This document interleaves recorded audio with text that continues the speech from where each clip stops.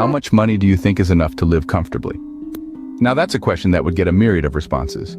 You see, financial comfort, like beauty, is in the eye of the beholder. It's subjective and varies greatly depending on individual lifestyles, needs, and even geographical location. For instance, what might be considered a comfortable income in a small town in the Midwest could barely cover rent in a bustling city like New York or San Francisco. And if we take a global perspective, the cost of comfort extends even wider. Think about it. The cost of living in a city like Tokyo or London is drastically different from that in Buenos Aires or Cape Town. What's considered enough in one place may barely scratch the surface elsewhere. So it's clear that enough is a subjective term, varying greatly based on where you are in the world. Now let's dive into the cost comparisons of living in different cities. Picture this, you're living in New York City, one of the most bustling cities in the world. The average cost of a one-bedroom apartment in the city center, around $3,000 a month. Not to mention the cost of food and transportation, which can run you another $1,000 or so each month. And let's not forget about healthcare, which can be quite steep, even with insurance. Now, let's hop across the pond to London. Here, the cost of a one-bedroom flat in the city center is slightly less than New York, averaging around $2,500 a month. Food and transportation costs are comparable to those in New York, while healthcare, largely covered by the National Health Service, is considerably less. Next, let's jet over to Tokyo, Japan. The cost of a one-bedroom apartment in the city center here is significantly less than both New York and London, averaging around $1,500 a month. Food and transportation costs are slightly less, and healthcare, while not as inexpensive as London, is still more affordable than in New York. Finally, let's take a journey to Mexico City. Here, the cost of a one-bedroom apartment in the city center is a mere $500 a month. Food and transportation costs are significantly lower than those in the previous cities, and healthcare is also more affordable. So, what does all this tell us? Well, it shows us that the cost of living can vary dramatically from city to city. In some places, your dollar will stretch much further than in others. This means that what might be enough in one city might not even come close in another. It's important to consider these factors when thinking about what it means to live comfortably. Is it just about having enough to cover the basics? Or is it about having enough to enjoy the luxuries that each city has to offer? As we see, the cost of living varies dramatically from city to city, making enough a moving target.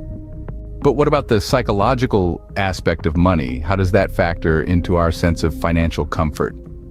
Let's delve into the mind and its relationship with money. You see, money isn't just about earning and spending, it's also about how our brains perceive and value it. This perception is influenced by various factors like our upbringing, experiences, and society's norms. Consider this. Have you ever noticed that as your income increases, so does your spending? That's a phenomenon known as lifestyle inflation. You see, as humans, we have a natural tendency to want more. When we start earning more, we often upgrade our lifestyle. We move to a bigger house, buy a better car, dine at fancier restaurants. Essentially, we spend more because we earn more. But here's the catch. This increased spending can make us feel like we're running on a financial treadmill. We're earning more, but we're also spending more, so we never really feel financially secure. We're constantly chasing after a moving target. This is where the psychology of money becomes crucial. It's not just about how much money you have, but how you manage it. It's about understanding your financial habits, recognizing the influence of lifestyle inflation, and making conscious decisions to save and invest. Having a big paycheck is great, but if you're spending it all, you're not really moving forward. You need to learn to resist the temptation of lifestyle inflation, to live within your means, and to save for the future. You see, financial comfort isn't just a number on your bank statement, it's a state of mind.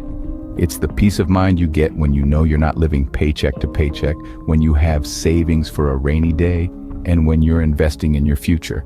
So remember, it's not about earning more, it's about spending wisely. It's about understanding the psychology of money and using it to your advantage. So it's not just about the numbers in your bank account, it's about your mindset and how you manage what you have. With all that in mind, what are some high-paying jobs that could potentially offer more financial comfort? Let's start with software engineers. This field has been booming for years, and it's not slowing down. With a bachelor's degree in computer science or a related field, You could be earning six figures in no time. Next up, we have physician assistants. A master's degree is required, but the payoff is significant. Physician assistants can earn a comfortable income while working under the supervision of doctors, making it a rewarding and high-paying profession. How about financial managers? If you have a knack for numbers and a bachelor's degree in finance, economics, or a similar field, this could be your ticket to financial comfort. Financial managers are responsible for the financial health of an organization, and their salaries reflect the importance of their role. Moving to a more creative sphere, UX designers are in high demand. A bachelor's degree in design or a related field, paired with a good understanding of technology, can land you a job where you design user-friendly digital experiences. And yes, the pay is quite generous too. Lastly, let's not forget about pharmacists. With a Doctor of Pharmacy degree, you can earn a hefty salary while also helping people get the medications they need. These professions could potentially lead to higher financial comfort, but remember, job satisfaction and lifestyle are also key factors to consider. To wrap things up, how much money is enough to live comfortably? Well, it varies. It's dependent on location, lifestyle, and your spending habits. We've explored the cost of comfort, how living costs differ based on where you're situated, and the psychology behind money. We've also touched upon high-paying jobs that are relatively easy to break into. So, in essence, there's no one-size-fits-all answer. Remember, financial comfort is not just about the amount you earn, but also how you manage and perceive your wealth.